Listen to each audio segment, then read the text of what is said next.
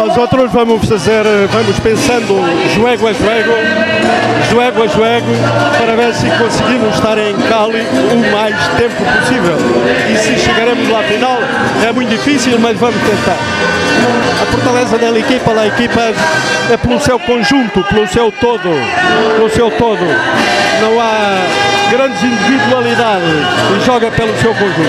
Ajudar o equipo a conseguir lo máximo que nos pretendemos. Vamos a pensar juego a juego y poder hacer una gran representación de Portugal.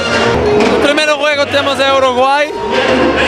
Esta semana que viene vamos a preparar el juego, pero hasta ahora tivemos en torneos, en juegos de preparación.